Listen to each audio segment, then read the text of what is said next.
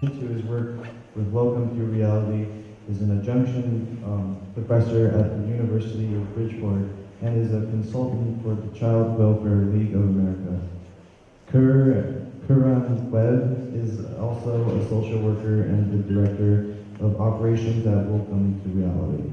Anthony Gay is a social worker and the director of curriculum development. Carlton White is a social worker and Welcome to Reality's outreach director. Please give a warm welcome for Vermont Academy welcome and give full attention to Mr. Saul Webb.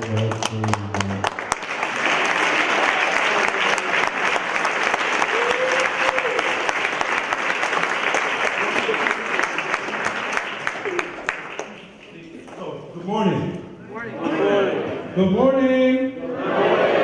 That sounds so much better. Let me just check with my maestro behind the scenes today. Mr. Steve in the back. You guys know Mr. Steve? Yeah, right? So let me just check with him really quick. So Steve, am I okay? Can I move from here? We're good. Okay, you guys can hear me all right? Fantastic. So what I would like to do is regain my vision.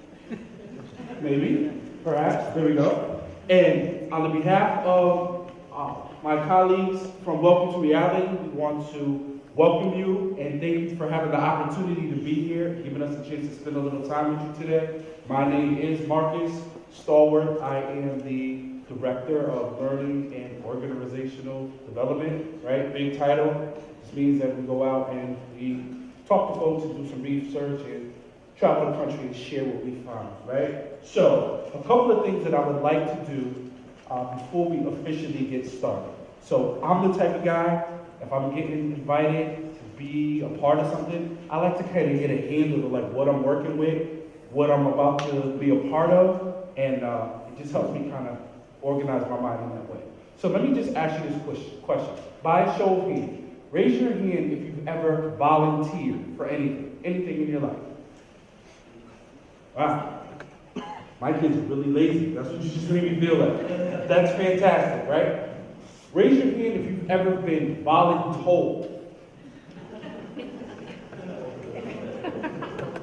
Thank you for raising your hand. So for the folks who know what voluntold is, they were like, oh yeah. For the folks who were like, well, what does that mean? If you were here and you didn't invite yourself to come here, guess what? You've been voluntold, right? So we're fully aware that some folks are here and they have an interest in some of the things we're going to talk a little bit about. Some of you guys have no idea what this is kind of connected to. And there's always some folks that are land in the middle. So what we try to do is make an effort to share some information, gain some information, and do it in a way where it can be effective, educational, and learning for all of us, right? So you see we're going to talk a little bit about social media, the good, bad, and the ugly.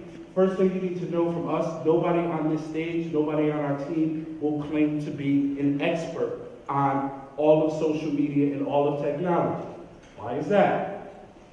Because it changes every 5 seconds, right? So just as much as we have information that we may be able to share to add to what you already know, it's not uncommon that sometimes we learn some new things as well. So it's a reciprocal relationship. We're really, really excited about doing that. So some things we should probably make mention to. So you'll see on the corners, there are cameras set up. These cameras are designed for the most part to capture this part of the presentation. Right? So if you want to do photo bombing and all that, there'll be a chance for that later after the fact. But for educational purposes, that's where most of that is going to be like.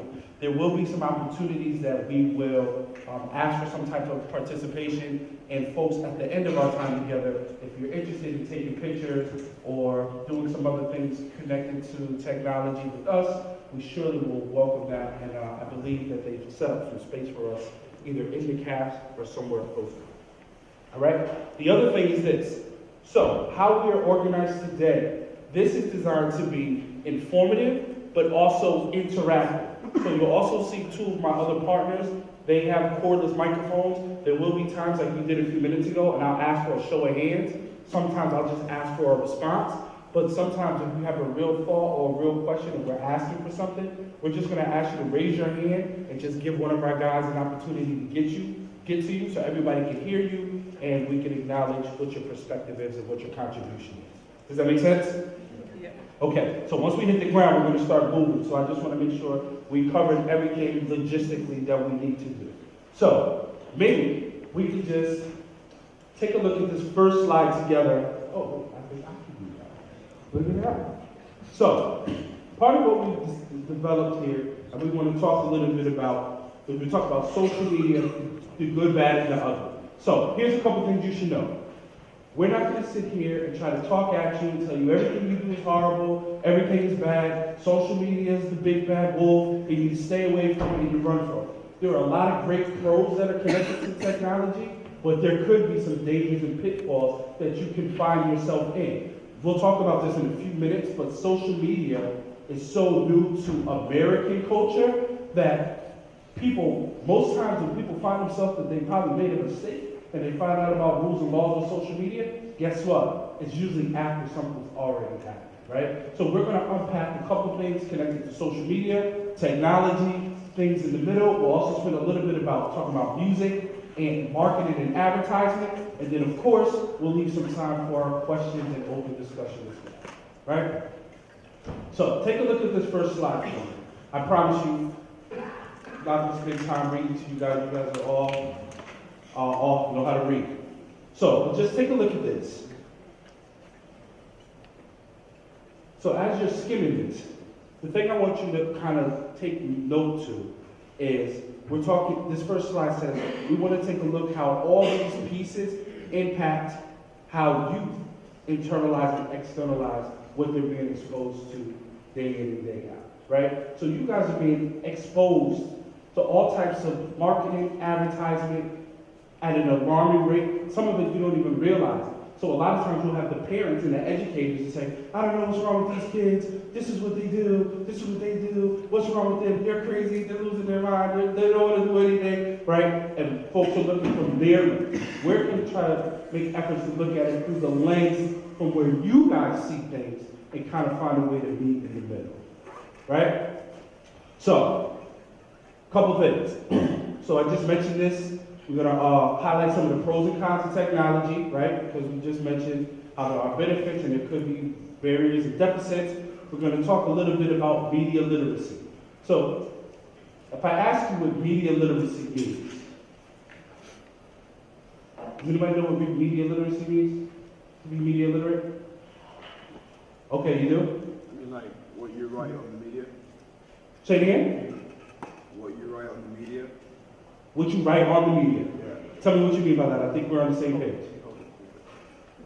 What you put on the media, whatever you write, like on a post on Facebook? Or... Sure. So that's a part of being media literate, right? So media literacy is like if you know how to read a book, right? You say you are literate, right? So being media literate is how do you navigate and learn all the things that media has to offer, right? But how do you learn to know the impact and the implications of how what that could be? So how do you analyze the information that's coming into you? How do you figure out what is the messaging connected to you? And like you said, being mindful and aware of things that you put out there can be very good or can be very detrimental, right? Thank you for that. So we'll talk a little bit about how social media can have impact on some of these things that are very familiar to you guys. Notice cyberbullying, cell phone addiction, texting and driving, etc. We'll talk a little bit, here's that marketing piece, how media and audio and visual messaging can have an impact on people, how they see the world and how they internalize things as well. We're going to talk a little bit about apps and mobile devices and how it has an impact on how folks can monitor stuff. So don't be alarmed. You know it says parents. We're not going to call your parents and send them an email and say, yeah, these are some of the things your son or daughter probably has in an app you should know. But what's important for you, especially being a co-ed school, there are some apps that partners, boyfriends, girlfriends can use to track, monitor your behavior, get access to your information. So for elevation of awareness, we'll unpack some of those things as well. And then lastly, we'll talk a little bit about marketing and advertisement and how that can have the ability to shape your perception. Okay, make sense? Yeah. Okay, just still relax. All right, so I'm going to move around a little bit for you guys, right? So I'm not going to ask you to read this, but I've put this on purpose so you can see a clear delineation between technology and social media. Sometimes people say technology and they put it all in one bubble, or they put social media in and they encapsulate everything together. So they are two separate entities, but together they coexist and have had an enormous, enormous impact on how we see and we view the world. All right? So, take a look at some of these images here. Who can tell me what this is? I have no idea. I need to Google it. How about this right here? That's what we thought. So, these things here, this for you guys is probably like an old representation of what technology looked like in the past. Although you might not know what that is, some of your teachers, and I might ask them and say, hey, do you remember what that is? They're like, of course, that's a Walkman. And then that's a disc machine. And this thing right here is a disc. And this is the mini CD, because before we had the big one, just like a regular album. And you guys are saying, well, what the heck is an album? Right? So at one point, these were things that, you guys walk around with devices. This was an integral part on how we communicated and enjoyed recreation and shared experiences with others. Things have changed greatly. So we'd like to just take about 6 minutes to give you a little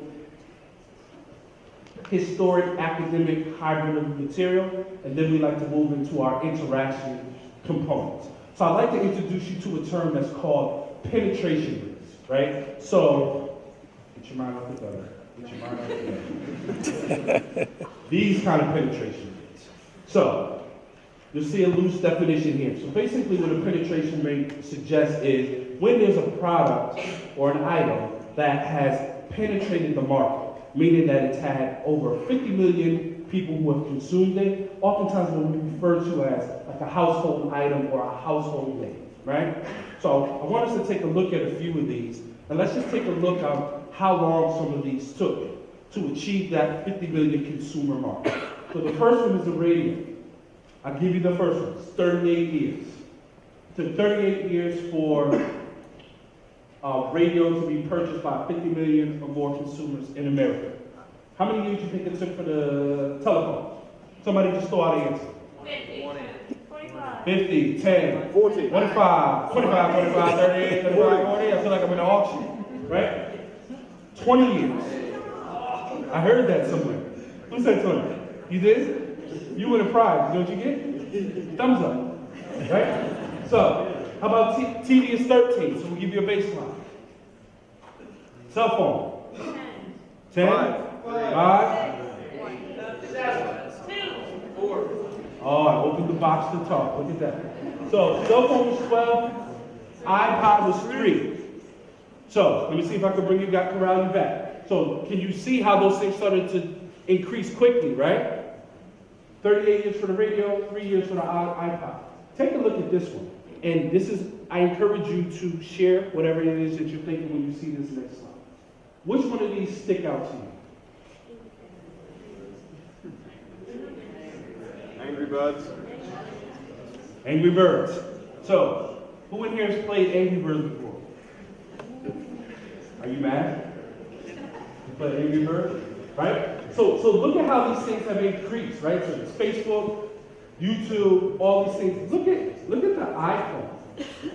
75 million in the last 3 months of 2014. That's astonishing, right? And then, of course, you can see Angry Birds, and that happened in just 35 years. There's many reasons why that number is much lower. Could be information. People share information differently, right? People have more access, more exposure. But what we wanted to illustrate to you is technology is really playing a really broad role. So if we look at in our culture, we'd like to show you some of the major selling products of all time, right? So you see these first 5 that are up here. And then we're going to show you these next 5. What theme do you see out of these 10? Or the things that are on this particular list? Do you see a theme? Or a connection? Entertainment, right? So, and where do we see entertainment? PlayStation, where else? iPad, Rubik's Cube, Rubik's Cube, Star Wars, iPad, right? So it'd probably be easier to do it the other way, right? So what is not connected to recreation and entertainment is Lipitor, Corolla. You guys know what a Corolla is? Oh, that's good. That's cute, right? So, and then what else are we missing? Michael Jackson. So arguably, Michael Jackson has a form of entertainment and you need technology to use it, right? So the point is to just be, these are the top 10 selling products of all time, have a direct connection to technology. So this is a direction that surely we are moving into. So this is where I'm going to ask for some participation from you guys. Who remembers the Jetsons? Right? So the Jetsons was a great show. Who can take it? Who thinks they know? I don't want you to just throw out a number. But who thinks they know what year the Jetsons first aired on TV? 72? 1980? 69. Thank you. So I heard 3 separate eras. So the Jetsons were first aired on national television in color 1962. 1962 by Hanna-Barbera. 1962. So I want you to take a look at this small clip that we put together, right, and edited for educational and learning purposes. And this is what I'm going to ask you to do. Steve is going to play this clip for us, and he's going to play it without audio.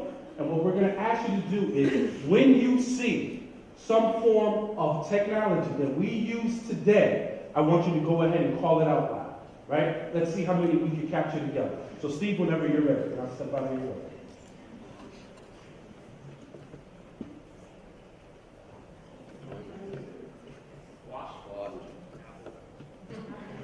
Okay. Streaming video. Automatic doors. Antenna. Where we see that? Airports, right?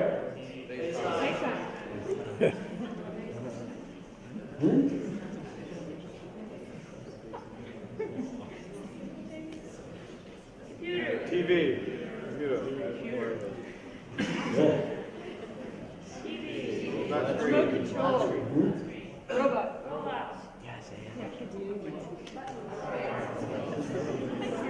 You're like, well, everything that was. Blood pressure. Blood pressure? People.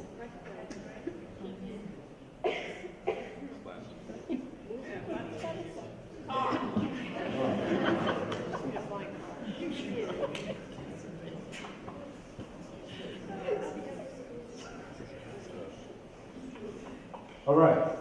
Fantastic. This will wind up in just a second, right? The good old Jetsons. Thank you, Steve. So think of all the things that you guys were able to identify. This was in 1962.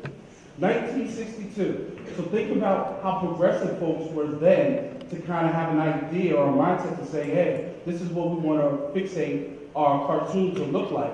But that was 1962. So just imagine what they're working on right now as we sit in this room and we talk, right? So I want you to take a look at this again, and we're going to add the audio to this. And what it's going to do is it's going to highlight many of those things that you were able to identify and just a couple more. So let's take a look.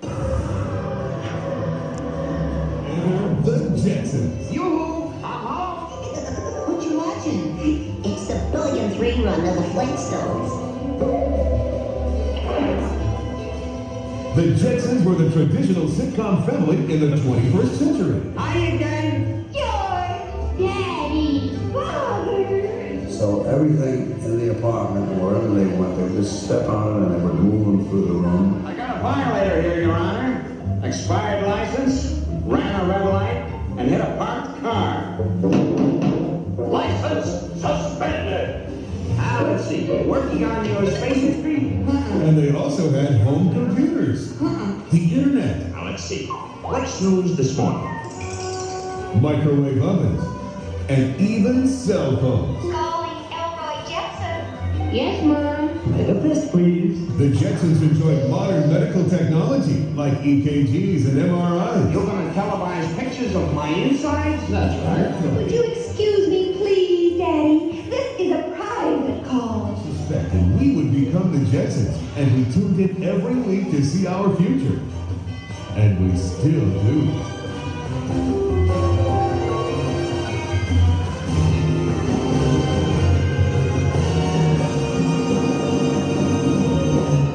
Great. So you can see a lot of your guesses and things you were able to identify were on here. And remember, this was 1962. Guess what year the show, The Jetsons, was based on? So in other words, when you were watching this, what year were they saying the future was? 2020? 2000? Very common answer across the country. Give me one more. 2010. So, the Jetsons, if you look it up, it was based on life in 2062. 2062. So, 100 years, where they were saying it was 100 years from now, imagine what things would look like. But think about how many things we were able to identify right now, right? So, technology is growing at an immensely alarming rate, right? So, when we think of those things, we think of technology, we think of all these things. So this might be a little more close to home to you. Who remembers the PC in your house? You guys remember dial-up? What noise does dial-up make? Yeah, right? Imagine how you freak out when you go somewhere in parts of Vermont and there's no Wi-Fi, right? This stuff makes the kids want to jump out the window, right? How about a rotary phone? Anybody here use a rotary phone?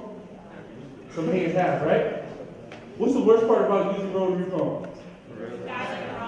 Yes, if you dial the wrong number, because you could be all the way through, and if that 7th number or that 10th number, you make a mistake, you just can't hit the back arrow like a cell phone. You gotta hang up and start that whole process again, right? So if we took time to unpack all of these, we can look at many of these in a very nostalgic way. Here's that Walkman we were talking about before. And believe it or not, this is what initial cell phones used to look like. There are people still going to chiropractors trying to offset some of those things they were dealing with, right? Can I add something really quick? Yes, absolutely. I just want to give some sort of background on that. Cell phones actually used to weigh 9 pounds. They were 9 pounds. That's how heavy they were. That's why he references chiropractor. Yes, absolutely. In this thing, this is a good old-fashioned what? Payphone, right? So you would go in there, you put 10 cents in, and you could talk as long as you want. But guess what? Back then, even connected to the rotary phone, you had one call. So if somebody was on the phone, you get a busy signal. And it'd be busy until somebody hung up the phone. So if your parents like to talk, or you had an older brother or older sister, when you picked up that phone and you got that dial tone, you were so excited, like, oh my God, I got a chance, right? And when you got on that phone, you made sure that you made your time purposeful. And then also, you see the boombox back in the day, we used to call those bass blasters, and people would share all their music. So where we live now, for folks here in Vermont, folks across the country, folks, you can hardly see any of these, especially in isolation. But notice where you can find all of these items now. In one place. Right? So all of this technology and sophistication is now connected to your cell phone. And although there are great benefits connected to the cell phone, there are a lot of other things that can be dangerous and could create some obstacles and some barriers. So we just put this in here for ha-ha so you can see different ways technology is moving. So this is called an iPod, right? So starting young, even the babies, right? So they have those things where you're trying to get them to do their business and they connect them to using a tablet. So there's a lot of pros and cons about does it help child development and folks who are struggling with issues, but we think that's funny. And this is the e-vest. So the fashion designers are realizing that folks carry all of these objects often at one time. So they're actually developing fabrics and materials that can house and create space for all of these devices. Some of them actually have an opportunity where your earphones are included. Some of them have some type of solar opportunities that you can recharge or maintain the charge of your technology. So it's like, wow, advancements are great. It's like at what point is, great kind of overkill. So we wanted to show you some things real quick. So these things here, if I asked you, we had time to have this conversation, I could ask you, how many of you use these items that are on the board? On the screen. So if you had more than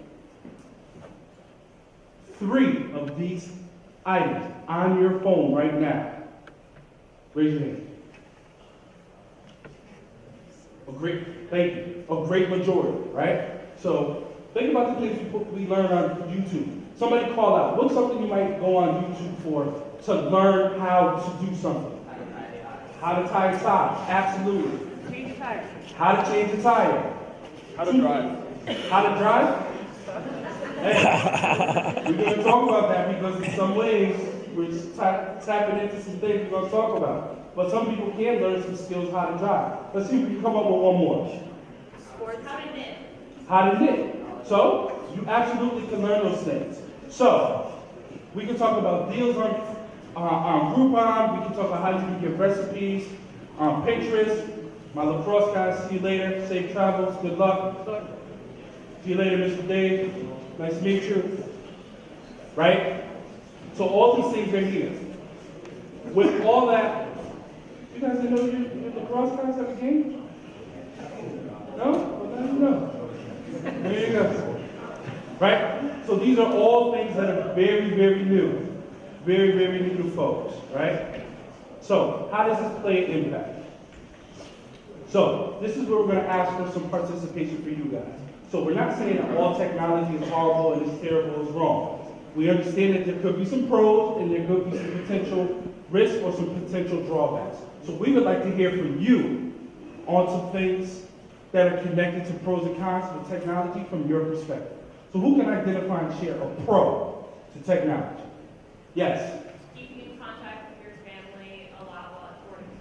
Absolutely. So where you physically sit today might be very different demographically from your place of origin, right? So able to maintain contact with other people that might be far away from you. That's great. What else? Yes? Connection is super fast. Yes, right? With other people, you can call someone from, 60,000 miles away in Absolutely. 2 seconds. Absolutely. Get a connection instantaneously, right? Same thing could be for education, arguably, as well. What else? Pros of technology. Yeah. Yes? Access to a lot of knowledge. Sure. And when you say knowledge, what do you mean by that? With the video taping up, I can look at my schedule for the day, look up what classes I have. Absolutely. Absolutely. So you can look up things personally that directly benefit you, right? And if you want to search for information, you can use technology and find it, right? So you guys familiar with like Alexa and like Google Home and those things? I can say, hey Google, what's the current temperature in Sacramento? And it'll say, in Sacramento, it's 81 degrees, right? Just like that. I saw one more hand. Oh, yes. Better medicine. Better medicine, absolutely. So I know what I think of when I hear that. What comes to mind when you say that? The cures for diseases. Sure, and technology can be good with that because you can use that to advance lifespan, treat diseases, keep people safe, healthy, extended period of life, right?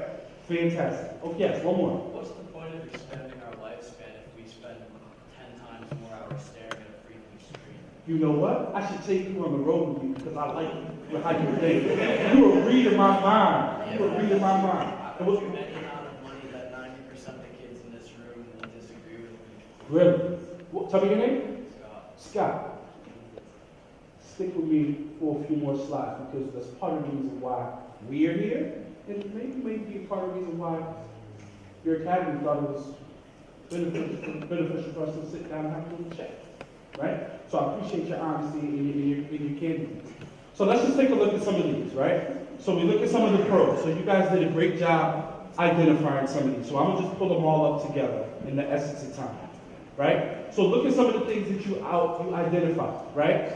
Communication, creating mobile networks, help people stay in touch, locate friends, maintain ongoing contact with parents, and massive notifications. It's instant, right? Instant. All those things can be pros. Here's one that might be something interesting for you guys, especially if you guys are residing here. So you guys are housed in these beautiful, beautiful buildings.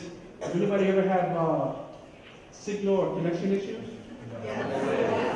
Right? I think I saw one of your staff, they actually have a beeper. They have a pager. I saw that while I was here, right? It's a good thing for technology. But you know what? If you send a text messages resonate at a different frequency than cell phone calls do. So if you're in some of those spots, or you're in a basement, or one of those situations, you have no service, let's just say there was an emergency situation, you have a better chance of sending a text message because the frequency would still have an opportunity to transfer and connect to wherever you're trying to send. Just kind of FYI, right? So we talked a little bit about what some of the pros, right? And then we have create new text lingo. So I don't think we'll do it all today, but let's just take a minute. So I'm going to throw out a text lingo, and then you tell me what it means. LOL. SMH. ROTF. LMAO. Oh, it felt good to say that out loud. You're welcome. Okay. How about ERB? WYD? What you doing? Don't answer this one. FYD? How about AF?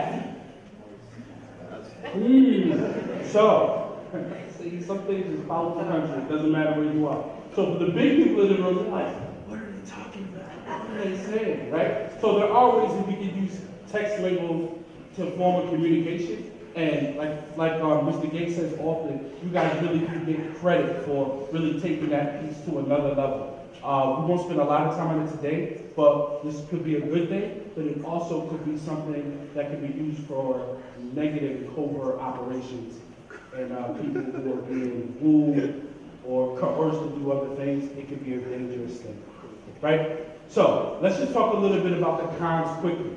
So take a look at some of the things that are on this cons list. So some of the cons are, first one, reputation can be ruined in minutes online. Think of the times you've seen something and somebody posted something and you're like, ooh.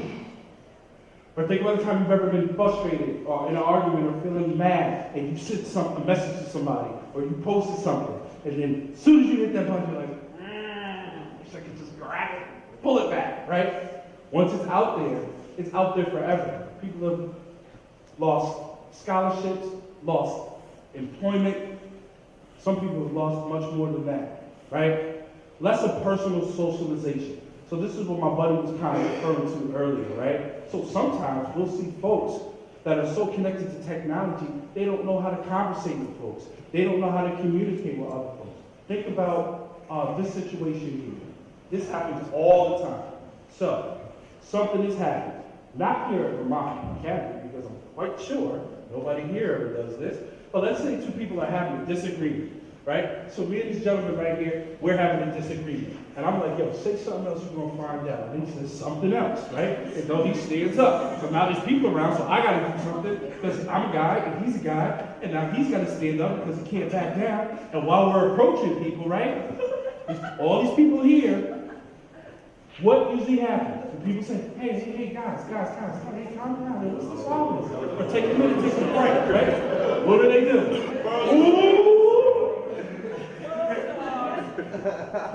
Somebody said it. First thing they do, they go to a restaurant, they go and say, oh my God, look at my food, this salad is delicious, I can't wait to eat it. Oh.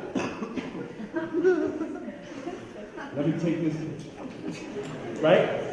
So, when we talk about socialization, right? Sometimes there's a ton of research that's out there, and we're not trying to get super cerebral on it. But some of the research is telling us that people are more so fixated on trying to capture the moment, that they're losing their opportunity to take the moment in.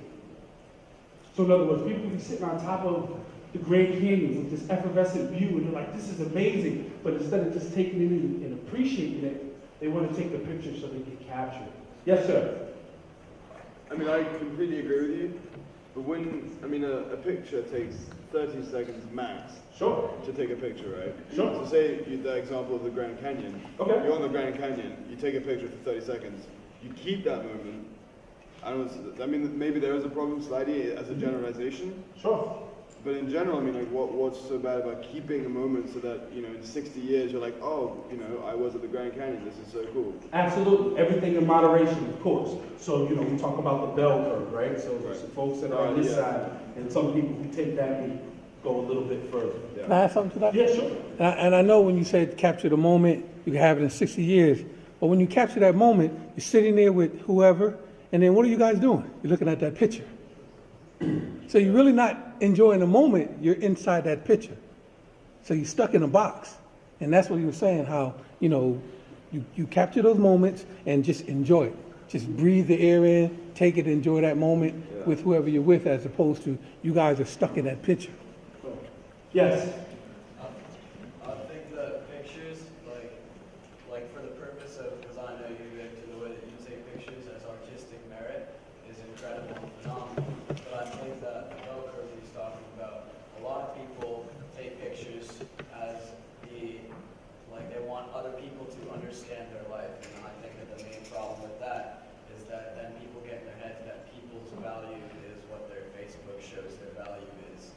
Like capturing 5 pictures. Sure. That's more the problem than taking pictures. Sure.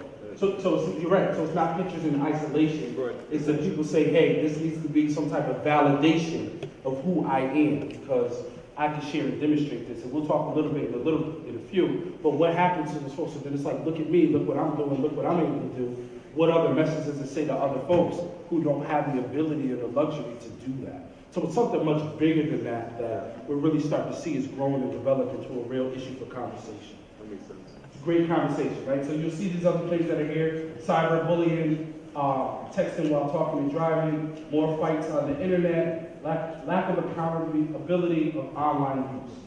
So this is huge. But because many of you in this room have had an experience that you had an issue with somebody, and maybe you wouldn't say it to them directly, but you would text it to somebody else, right? Oh my God, Stephanie is such a bee. I can't stand her. Oh my God, she's so cute.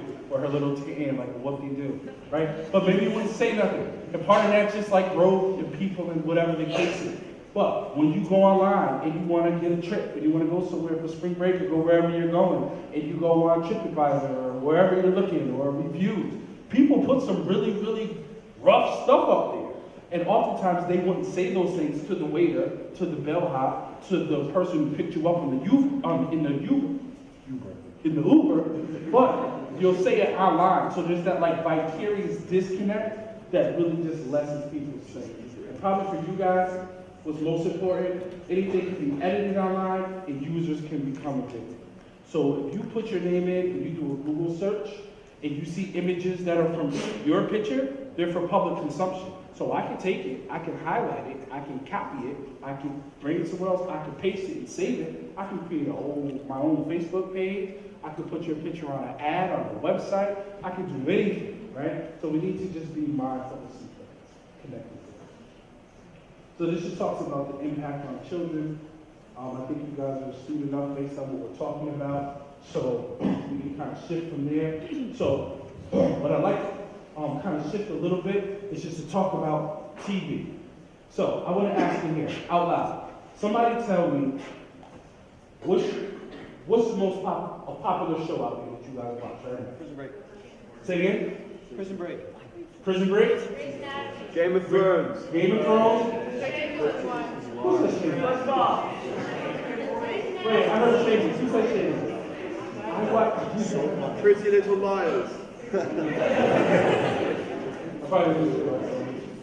Okay, so think of the shows that you mentioned, right?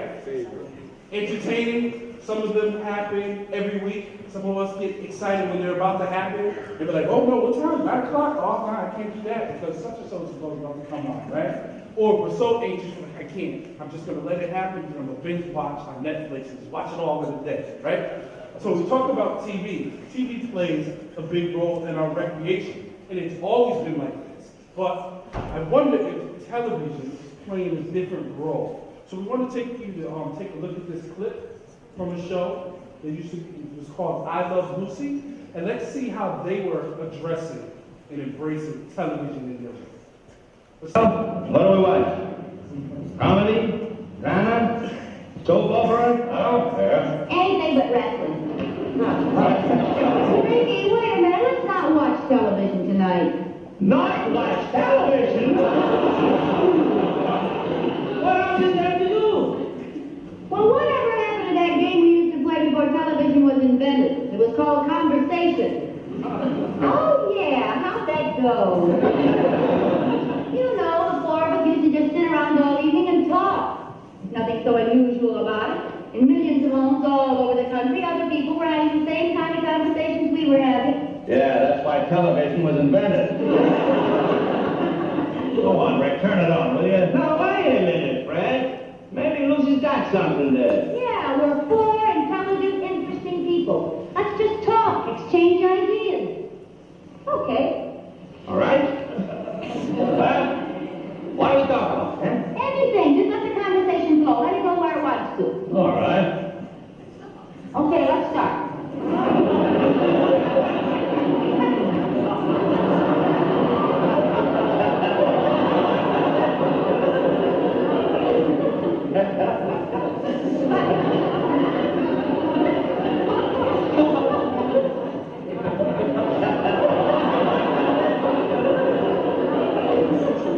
Come on, let's talk.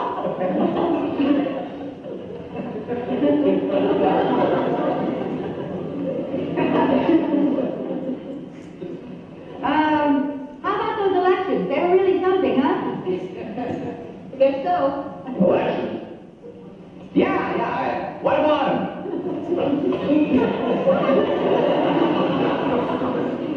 Well, they had them all right.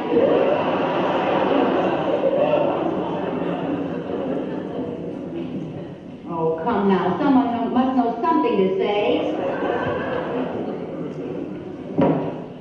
What do we watch? Let's see what's on, huh? Okay. Very good. So we're on the same page of what?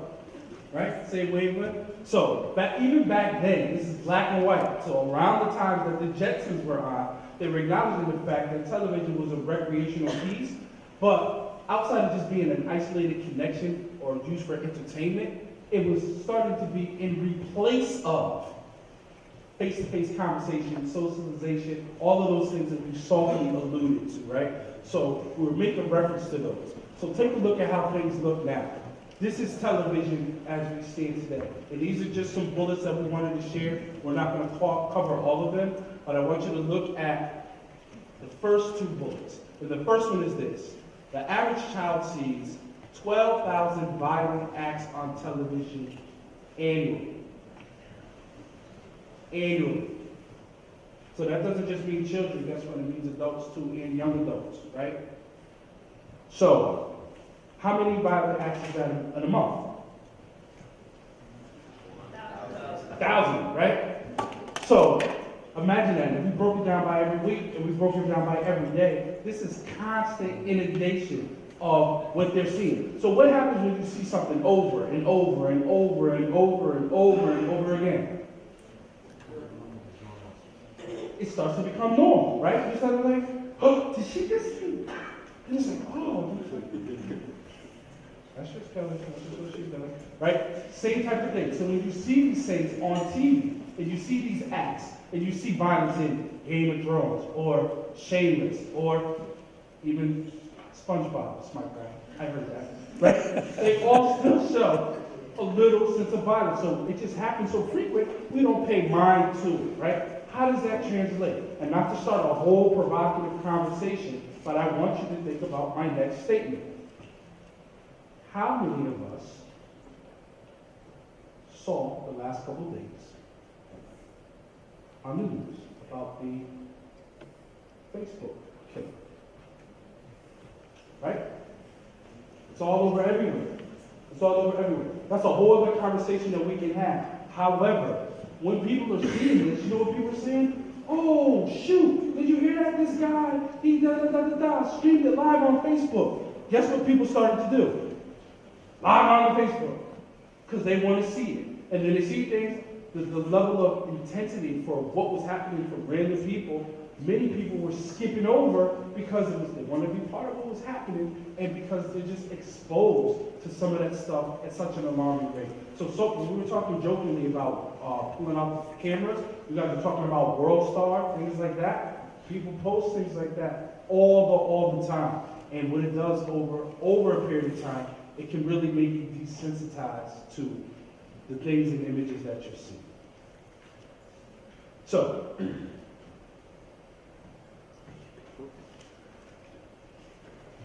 do me a favor.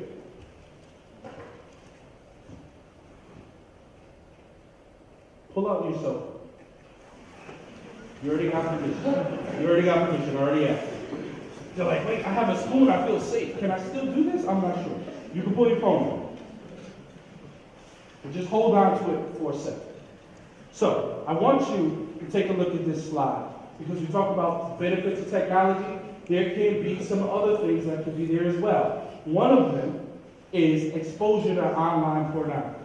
Now, I'm sure I'm not going to say anything to this room that's things that you're not familiar with and you're not aware, but you can find this type of stuff online if you're searching for it. For our work, what we're here to talk about today a little bit is for ways that you can find these things accidentally and how they can have an impact on you, right? So I'd like to share a quick story with you. So a few years ago, back in 2014, I was part of the emergency response effort in Connecticut where there was some mass shooting and some things happened, and I played a role in the mental health recovery with some folks that were involved, et cetera, et cetera. We'll leave it there. So months after that, I received an invitation to attend a particular event from the White House. So I was actually teaching a class at a university in Connecticut, and I got the email very last minute. So I was like, oh, well, okay, well, absolutely, I will be there, and let me know what bells and whistles I need to bring. So I sent an email to my students, and I said, hey, I have to do this thing, I'm going to be going here, but it's going to be streaming live from the White House, whatever the case is. I want you to take this link, I want you to watch it while it's streaming, and I want you just to do at least just a one-page reflection on what your thoughts on the proposed gun laws that they're trying to have a conversation about, right? So I said, here, you feel, do that, go to the website, whitehouse.com, and then when we get to class next Tuesday, we'll sit down and have a conversation. Where did I make a mistake? Go in your, my brain is escaping me. Go in and type a website, where you can type in website, not Google. Go to the website and put www.whitehouse.com.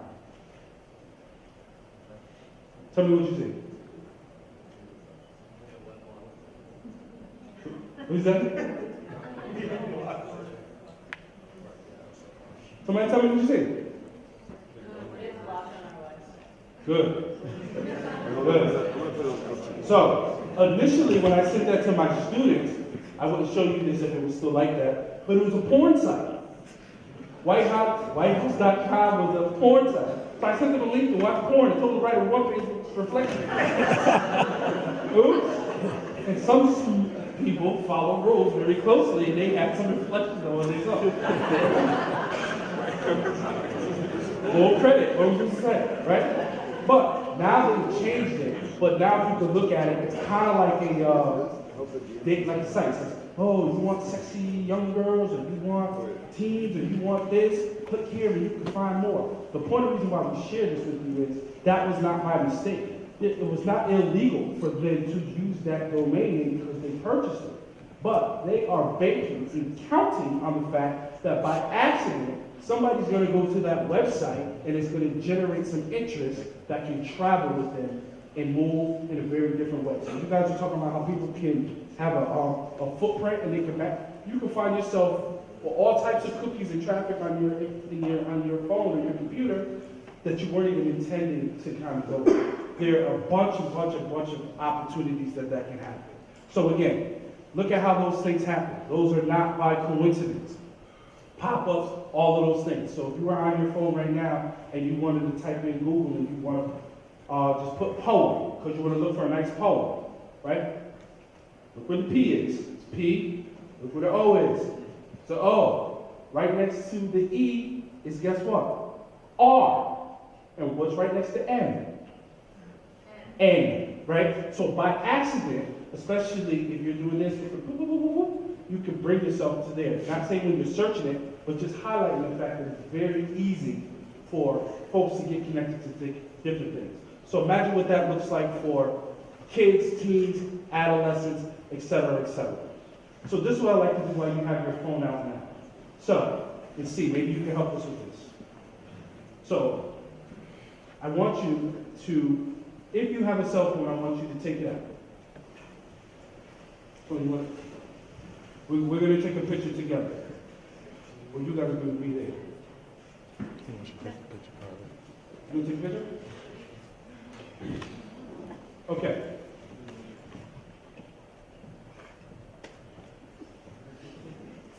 Not of yourself. Don't self. All right. So if you have a cell phone and you have it out, I'm just going to ask you to hold it up. Oh, Steve's got a cell phone too. Do you know back in the day when they used to go to concerts, people would have a lighter and they light it up? Have you been to a concert lately? Everybody turns their phone on and they wave, right? Isn't that interesting? Right? So, part of the reason why we did that is because we want to just highlight that most of us in this room have a phone, but also each of these phones cost about $4 to $5 to up to $800. So if we did the math on how many phones are in this room, probably well over $1 million worth of devices, right? The other thing is this. Many of us are connected to this phone, and this is our everything. Answer me this question honestly. Have you ever left your phone somewhere, and then you realize, oh, shoot, I don't have my cell phone, right? And in that moment, you thought about stopping what you were doing to turn around and go back and get it, even if it meant that it might make you late to where you're going. Yep. Does it ever happen to you? Right? Absolutely. So think about all the things that we said a cell phone embodies and what it possesses, right? Alarm clock, camera, video, reminder, social media access. Folks who do that. So there are some folks who can actually become addicted to having their cell phone, and we can see that play out in many ways, right? So have you ever had this situation happen to you?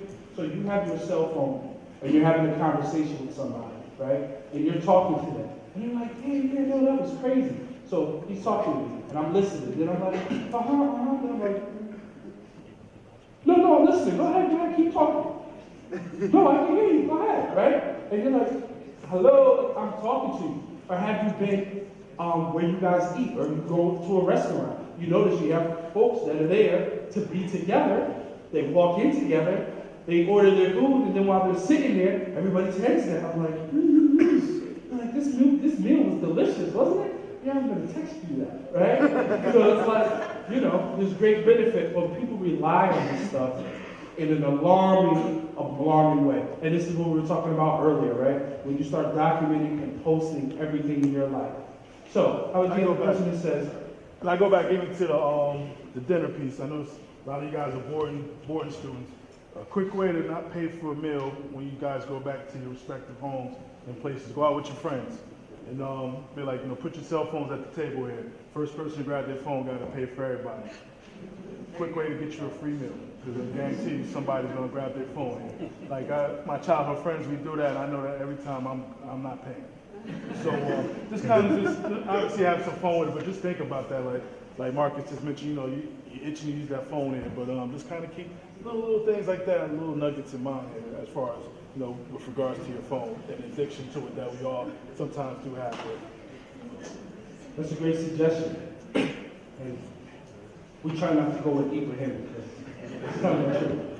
So I just want to, in the essence of time, I realize we only have about 30 minutes left. So we're having some great conversations, but we want to make sure that we can at least introduce these core concepts to you. So we talked a little bit before about texting, right? Notice how we had mentioned, I asked you, what are some of the things, text lingo that you might know? LOL, shake my head, this, that, and the third. Other folks can use texting for different reasons and different ways to communicate for others, especially if they're trying to conceal things. So let's see how much you know about texting with these particular acronyms. What is this one? Could be that. What else? Yes, parent over shoulder. How about this one? It's okay, you're in a safe place. Anybody know?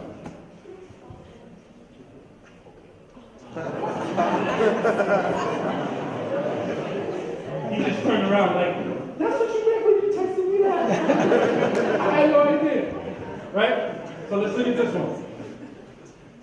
It's a little more involved. Close. Right?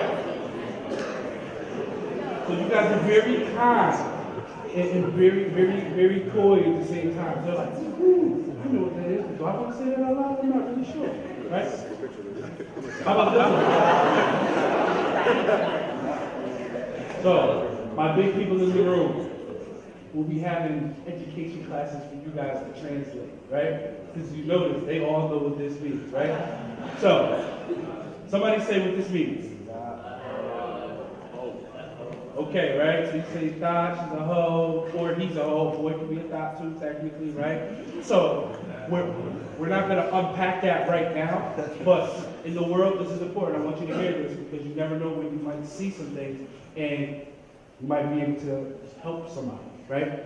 So many people in this room are familiar with that. It's all over the music that you're listening to and whatever. But in the world of human trafficking, domestic violence, sex trafficking, this word means something very different. Anybody have an idea what it means? Yes. He just got here. What will you do without your insight? No, you're right. So that's what the acronym means, right? Absolutely. I'm just teasing. In the good thing about the exit, they're about to throw you out of here. That's terrible. That's terrible. So what it means in the world of folks who are caught or involved in the human trafficking world is the hood owns that.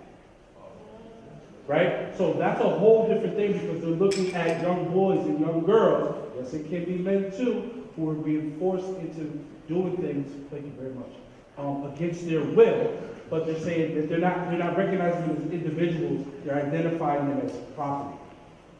All right? So in your, just be mindful of that because that's very important. This is not Department of Corrections, drug of choice. Anybody know this one? So, the point is not to come here and teach folks new language and things, but what we're saying is there's different ways that people are communicating in covert ways, and sometimes we can come across some things, and you guys are familiar with this too. So the educators in the room, these are things that many of them are using to communicate that you need to be aware of when we're having those conversations.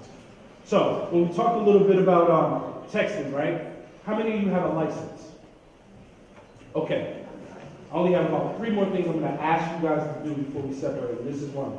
I'm going to ask you, when on my count, I want you to close your eyes for 5 seconds. On my 3 count. Ready?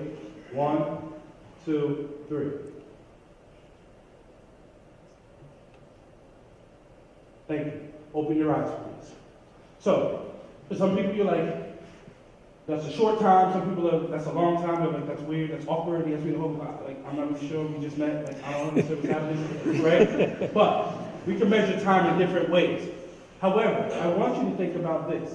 If or when you text while you drive, it is the equivalent of closing your eyes for 5 seconds driving down the interstate. So many of us are saying, why the heck would I drive down 91, close my eyes for 5 seconds? Like, that's insane. How many people in this room have text while driving or was in the car and wrote somebody with that? Right?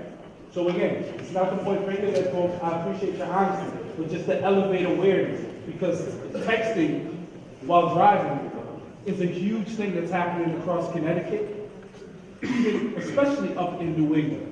Right? So there's a bunch of statistics here you guys can see better from where you are, but also look at this. It's the same or the equivalent as driving after 4 beers. So think about, even if you're using the text to talk, you're driving, you gotta kind of look down and look up and see the words and see it and speak it and to make sure it says the right thing, because you could say it in auto text and it could say something way different, right? And then you have to hit send, it can turn into other things. 23 times more likely to crash than the rest of the statistics you can see. So we just call people's attention to that because texting is a real thing and there are some pieces connected to technology. So as we talk about cell phones, Steve, work with me for a second. We want to talk about how much people have their cell phones, and many people can't go anywhere and do nothing with it without their cell phone. And even with your cell phones, even if you have it close almost all the time, you need to be mindful because there are some dangers connected to cell phones. And we're going to take a look at a clip here that's going to highlight how somebody can track your cell phone.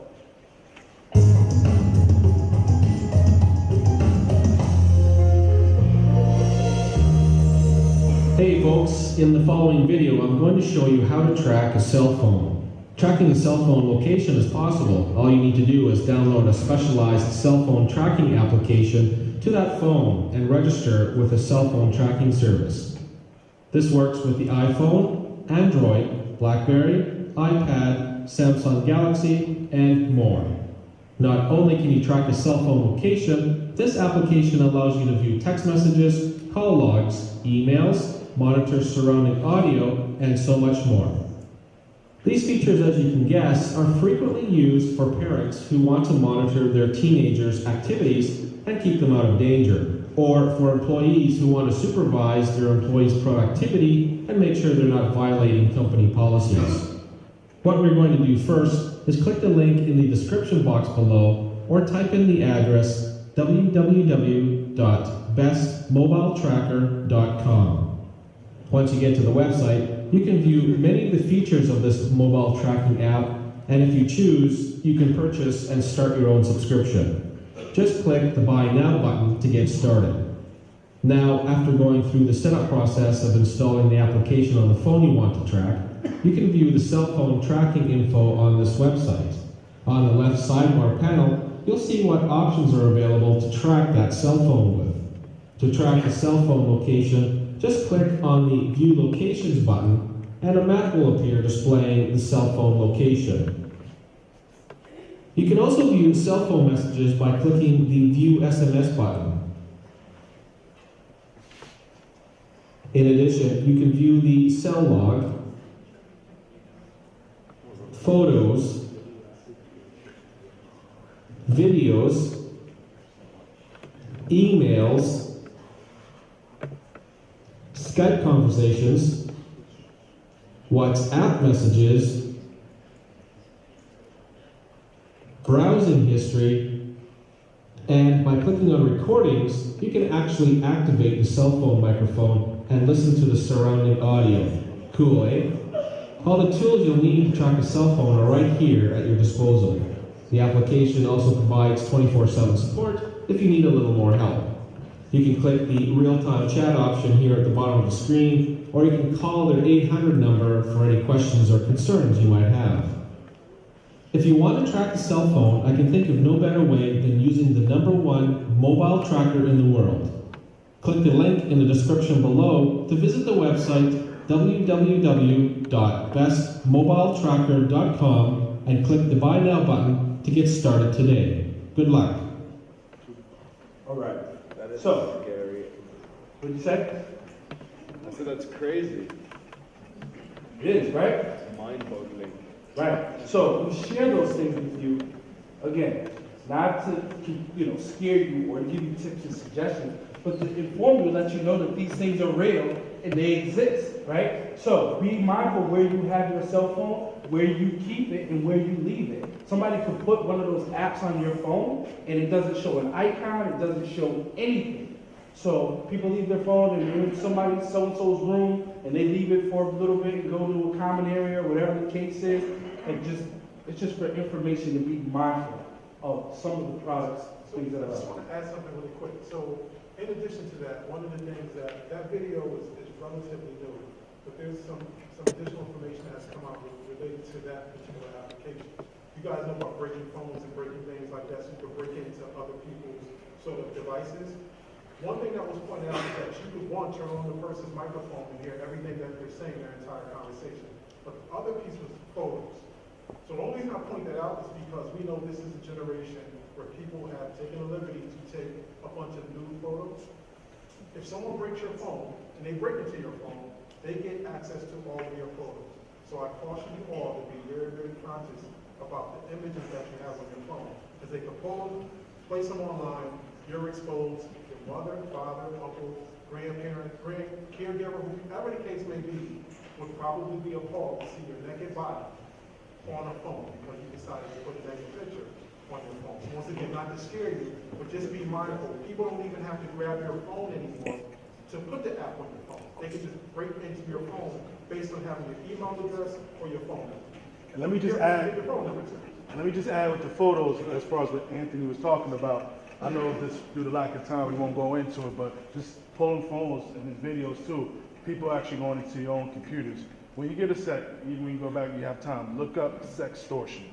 Because basically they're going into your own computers and taking pictures and extorting individuals here. And I know, obviously, I would assume most people here have computers or access to one here. So just be mindful. People are actually going in and extorting young folks as far as, around, as far as taking images and pictures, and they're going to do X, Y, Z, a whole bunch of things. If you don't do this, I'm going to expose you. I'm going to move your pictures around as well. So you get a sec. Just look up that word and kind of look, because that's becoming major too. I know we talked about trafficking a little bit also. Right. Sextortion is becoming huge as well. Thank you, that's great. And I just want to point out, we remiss if we didn't say, it's not just females. Males and females, boys and girls. Yes, sir. So if somebody had my phone number, they could go onto this site and automatically, without me knowing about it, try to track my phone? Absolutely. Absolutely, and that's been more recent. So I don't know if you guys have heard about all these celebrities, but somehow, some way, they're being exposed and their pictures are being posted online. There's a website that just recently has exposed like 7 celebrities, all their naked pictures. They just got some of their information, and oftentimes some of the information is you can get into because it's just public information.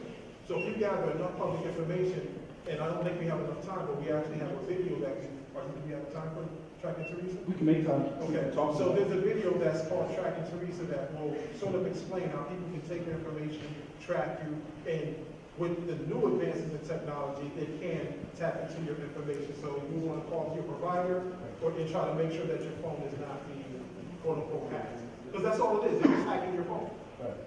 Right. So You have a couple of people. Okay. Is there any way you can tell when someone installs like that app on your phone?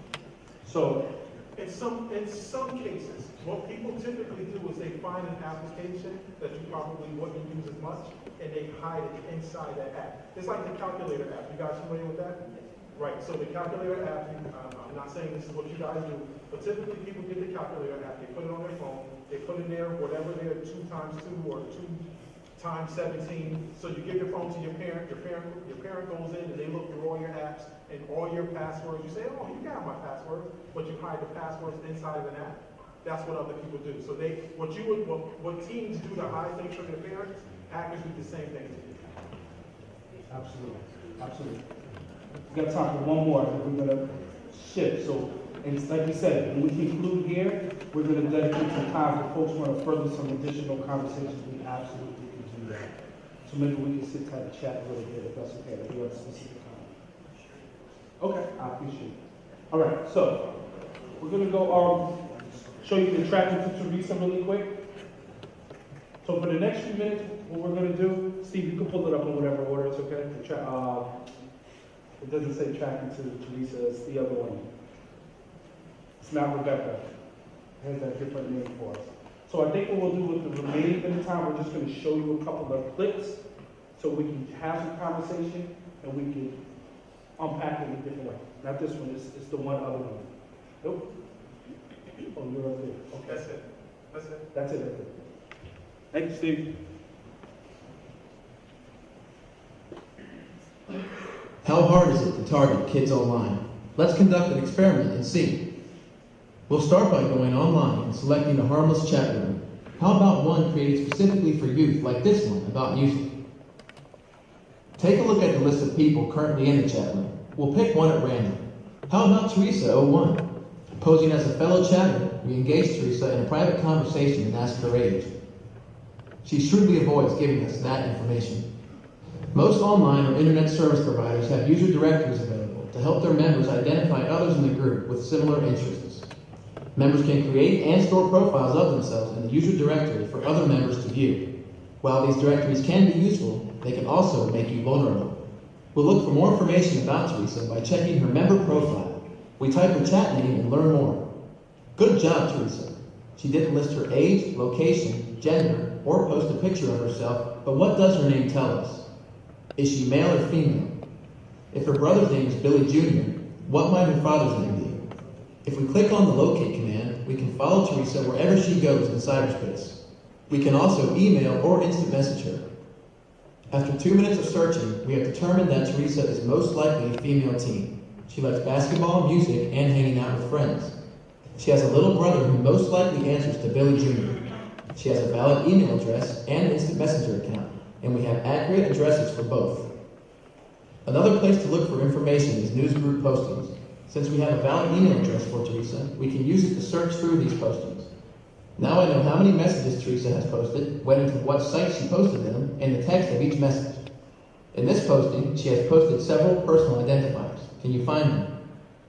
They are her telephone number, a time of day when she will most likely be home, her mother or sister's name, and her email address. Within 8 minutes, we know that her first name is Teresa. She appears to be in her teens. Her interests are basketball, music, and hanging out with friends. She has a younger brother named Billy Jr. She has valid email and instant messenger accounts. She has a mom or sister named Sue. We have a good idea of what time of day we can find her at home, and her home telephone number.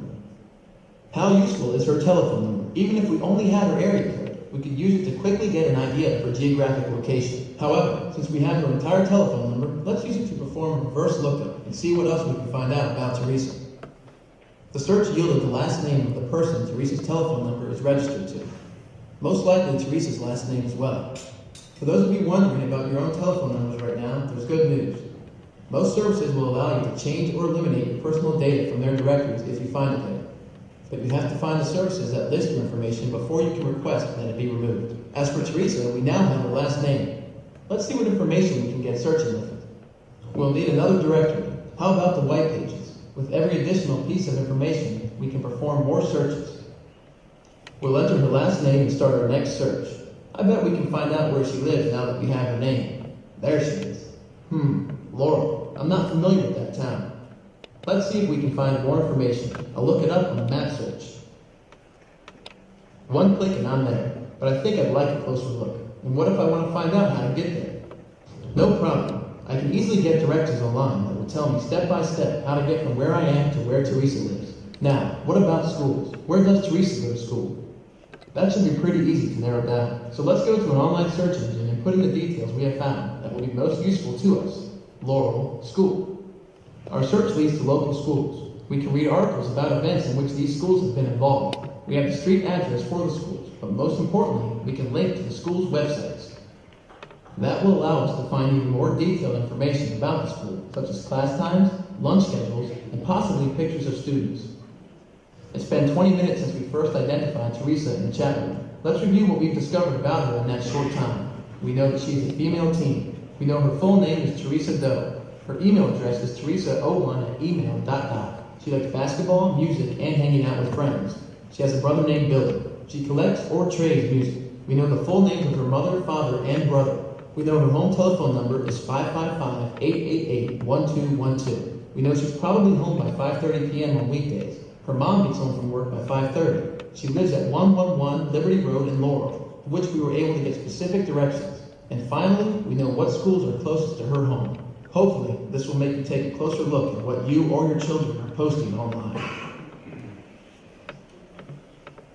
So, again, this is not to scare folks or whatever the case is. It's just to, elevate your awareness of how easy it could be when folks constantly have information that's out there. It's open for public consumption, and kind of what you were inquiring about, it's really not that difficult. So we've worked with folks who are saying, oh my God, I can't wait, I'm going to, South Beach in a week, and then they're like, oh, I can't wait to go. And then they're like, I'm at the airport, oh my goodness, it's a layover, and they're like, oh, the weather's beautiful. You just told everybody where you are, where you went, what you're doing, when you're coming back, and you're posting it to all these people. So if we had, in the essence of time, and we talk a little bit more about, when we talk about how people look for social media for acceptance and those things, you're putting information out there, but you're exposing yourself to a lot of scrutiny and criticism. We don't have enough time to talk about it, but cyberbullying is a very, very, very real thing. And because of that disconnect from what we see over and over and over, it's not uncommon for people to say things online that maybe they wouldn't say to themselves. One of the most popular phrases that have been thrown around the internet, especially on social media, is folks saying to themselves, go kill yourself. Or why haven't you killed yourself? Are you still alive? And people are taking those real words and they're acting on it. So there's a lot of things, and there's laws and legislation that's being crafted and drafted as we speak to kind of address those issues. So, in the complete essence of time, we'd like to just share our last piece we'd like to have some conversation with you, and it's regards to advertising. So, if you can see up here, you can see how many ads that kids see in a year. And some numbers of research even actually says those numbers are a little higher. So if I went around the room and took a look at how people are dressed and what are they wearing, like I would love to have a conversation saying, well, why did you decide to wear that? Or why did you decide to purchase that? Somewhere through marketing and through advertisement, you're getting messages that say, that is cool, or that's what I need to be to feel connected or accepted. And think about those times when you feel like that's not the case. So I'd like to introduce you to a term that's called disposable income. And that term can meet the needs or satisfy the majority of folks in this room. So in short, disposable income refers to the population who pretty much has money without real responsibility. So maybe you get stipend from your parents, maybe you get allowance, maybe you have whatever other means that you can get employment, but you probably don't have a mortgage or an IRA, diversified bonds and stocks, all these things that your parents have to worry about kicking out. You live here, you have food, you have shelter, etc., etc. So they target folks with that disposable income because they have the money. And there's tons of research that says they also approach designed to you so you can go to your parents because you're away from home or you're not there, that some of that guilt that parents often say yes to things that you're asking for that ordinarily maybe they might not respond the same way. So marketers have used great strategies on how they can get your attention, capture your attention, and with sole means of just getting you to purchase their product, but it also has an impact on how we see and view the world. So we want to show you a few of these advertisements that we just pulled right off of the internet.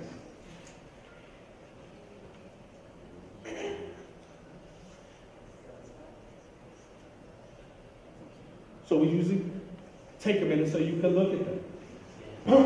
On our website, we have a link that shows images, and there's probably under 20 of these, and you can see them individually. But when you look at these, what words or things come out to mind? What's that? Sex? Fake. Fake? What else? Gang rape? Gang rape? Okay, so let me say. So, I'm glad that you said that. So, these are all ways that marketers are using to attract your attention. So, I hear gang rape. Which one of these make you think gang rape? Oh, over here? Okay. So, that's Dolce & Gabbana. What do you think this ad is trying to sell?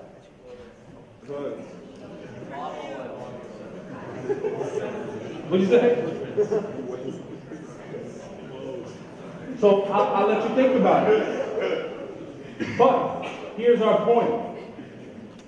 What's the first thing that grabs your attention? The image, right? And then you see Dolce & Gabbana. So whether you realize it or not, your brain organizes itself in a way to go, oh, and make those connections. So for some people, when they see that, they say, wow, so if I get Dolce & Gabbana, then maybe I'll have experiences that can echo and mirror that, right? So, but what message is this picture, this image suggesting? Yeah, right? So you have a woman who's being pinned down in a submissive position. You have a guy who's on top of her, right? In a suggestive position, to say the least. And then you have these other guys just standing around like, I'm next, like, what's happening, right? So I say that on purpose because you guys speak this language when you're with your friends and on social media. So when you see an image, think about some of the replies that you might see if you saw this, if it was posted somewhere, right? So they use different type of tactics to get your attention. The bigger question we would have when we have discussion, when we work with folks in smaller groups is, how does this messaging impact on how you see the world? How does this messaging have an impact on how you interface with the opposite sex? How does it have an impact on what expectations are in a relationship? And what other messages does it say on your ability to say no or not now or no thing? Right? So, let's look at some of these other ones. Look at how these things have different kind of connections. This is Burger King, right? Burger King. What is this suggesting? I couldn't have said it any better myself. Thank you, right? And then look what the words say. It tastes better, right? Then you have this one, right? She tells you the size doesn't matter. She's lying, right? These are not coincidental. These are not coincidental. And we can go on and on and on. You probably can't see this because this is smaller. This is for Arby's. You guys have Arby's out here? No? You know what Arby's is? Okay. Right? We have meats. Right? You see the commercial? Right? So what is it doing? So believe it or not, it's having an impact. And we don't have time to talk about the great impacts of that, but there's a great connection of how we experience the world and how they can send images, use those images to create things in our mind. So here's our last slide we like to show you. So when we talk about media literacy earlier, this is exactly what media literacy is. When we work with kids across the country to learn how to be a little more media literate. It is actually doing the critical analysis of this. So when you see something in a music video, in an ad, right, on television, on a commercial, these are the major pieces that we're asking people to think about. Why is this message being sent to you? What is its intended purpose? You know, majority of times because they want you to buy their product, right? Who created the message, right? Who's behind the message that's being created? What techniques are used to attract your attention? You'd be hard pressed to find one that doesn't have some type of sexualized or, you know, postured behavior. I know you guys had a conversation about that relatively recently. How do people interpret the message and what values are represented or omitted from the message? So again, when you guys are being exposed to messaging, advertising, music, videos, shows that you watch, music that you hear, it's a lot. And there's no knock to anybody in the room. But for the first time in history, folks in your age bracket, are walking through uncharted waters. So there might be a period of time when your parents said, oh, you kids, we did the same thing when we were your age. Or they say, oh, there's nothing new that you're doing under the sun, or whatever things they might say. Some parts of that is not accurate because none of this stuff was here 15 or 20 years ago. So what we're finding out is many times kids are only getting an understanding about this when they've made accidental mistakes. And then when we talk about those digital footprints, when somebody posts something online, when you say something through social media that you can't take back, when you're trying to get to a school or for employment or for other things. People are looking at your resume, that's great, but they're going to go right on social media and see what your character looks like. What are you really doing? What are you really posting? What are you really saying and suggesting? So it's a very, very important thing that folks begin to kind of unpack some of these things, right? So we know that that's a whole bunch of information in a little bit of time. All we really wanted to do was to kind of poke your imagination and get you to start thinking about these things and starting to look at them in a different way. And we're hopeful that if not just here, outside of here, that you guys will have further conversations with your peers and people that you connect to and you trust, just to kind of unpack those things. So it's very close to our time. Is there anybody that has an immediate, specific comment or question before we start to think about separating? Yes? Just real quick, is there any safe, well, that's a very harsh word, but is there any safe way to text and use social media? Because I feel like a lot of people here and in the world, they when we text, when we go on social media, it's kind of just a subconscious, very quickly we're just doing it without thinking. Sure. Is there like a safe, will that ever be a social media or anywhere where we can, where our privacy is really private, you know? So what I would suggest... Or what do you suggest, yeah? That's a great question. So on our website, welcome to reality.us, I think it was on the surveys, if not, maybe we can pull it up.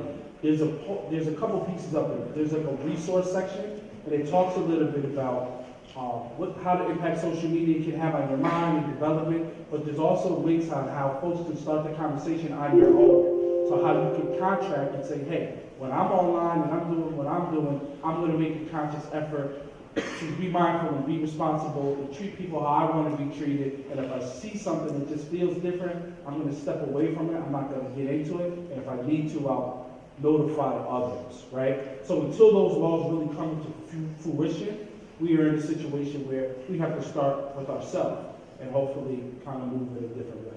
So yeah, so if you would look down here, so there's different links that you guys can take a look at your own time. That'll give you some more information, more than we can cover today. But I think you'll find a lot of that. And I would just add, so Mr. Scott was talking about contracting. One of the things that we talked about just briefly, one of the things that we try to encourage people to do is to be civil. So we call it cyber civility. So when you're online, if you're civil and the people that you interact with are civil, you have far less to worry about. It's when people go online and they do things outside of the realm of being respectable, those are the things that will come back to haunt you. So we now live in this virtual environment that didn't exist 20 years ago. So how you live in that environment, as we stated, can actually create some devastating or even catastrophic outcomes for people. We really didn't get deep into it today, but as we talked about, Rebecca segued and some of those other individuals that have made national attention, you just really, really have to be careful in what you do, because you can only be responsible for yourself. But there's small things you can delete, you can do whatever. You can change email addresses. It's a lot of work to try to keep yourself safe, but there is, at this point, no foolproof way to keep yourself safe online, unfortunately.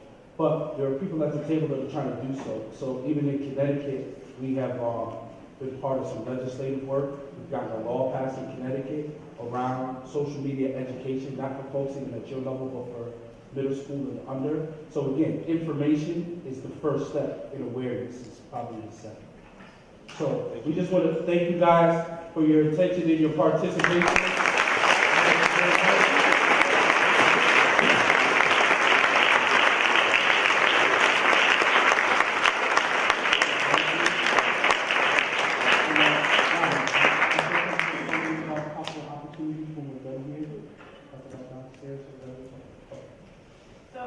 Thank you guys. The Welcome to Reality team is going to have lunch with us, and we'll be in Memorial Conference Room. So anybody wants to continue this conversation, adults and students are welcome to do that at lunchtime. And because I'm never the boss of this, we're going to let those ninth graders go first.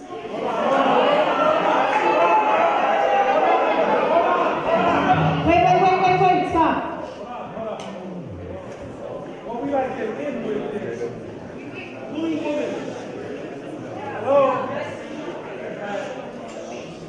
Come back. Hold up. And Eduardo, you're not a ninth grader, so I don't know why you're leaving. At the end, we have all the schools that we present to honor us as we honor you. And so I want you guys to work with me. We are Vermont Academy, right? Okay, so I'm gonna see how unified you guys can be. You're gonna say, we are Vermont Academy and welcome to reality. With a lot of energy, all right? On the count of 3. We are Vermont Academy and welcome to reality. Okay, we're gonna do it twice. So the first time, I want to see how quick you guys can do it. Now, the last school we did, they was like awesome. But I know you guys can rock. Pick your phones up, they said. Pick your phones up. Hold your phones up. I think we were at Ahon Old Farms. There's another truck school out in Connecticut. Light them up. What kind of spearhead this place with? See, they didn't do this, so this one's gonna be better. But they didn't do this. That's how. All right, get it seated. It's still lunchtime. Okay, here we go. On the count of 3, we're gonna. Wait, what is it again? We are Vermont Academy, and welcome to reality. We are Vermont Academy, and welcome to reality. That was hot. We're gonna do that one more time. Y'all can read that. Y'all can do it. Okay? On the count of 3.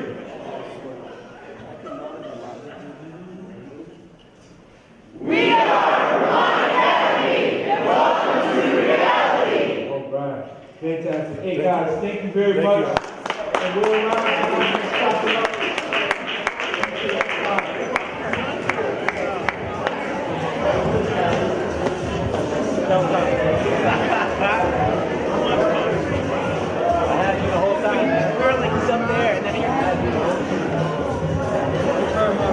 That was hot. That was really, really, really good. Thank you very much. You're welcome.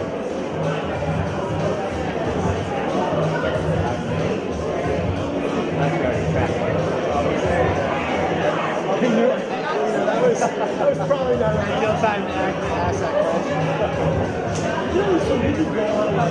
I think some of these. Hold up, there's other stuff. But if we got here,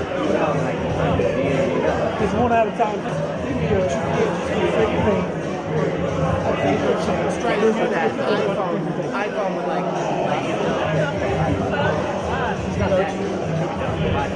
I'm sure it could be done, but I'm sure you'd start hearing through your phone, like so-and-so's trying to connect.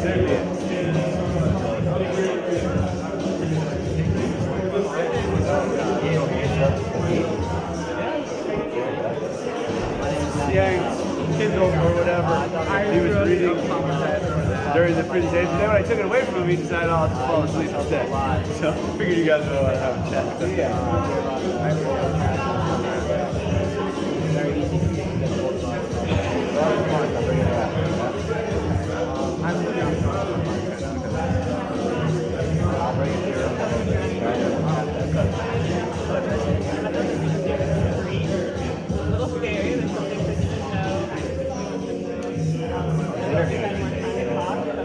Already got that door.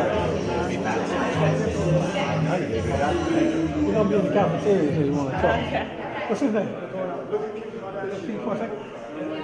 Get your intake on this. You're going to say your first name. Just your first name. And then tell me what you thought about this. Okay? Let's say your first name first.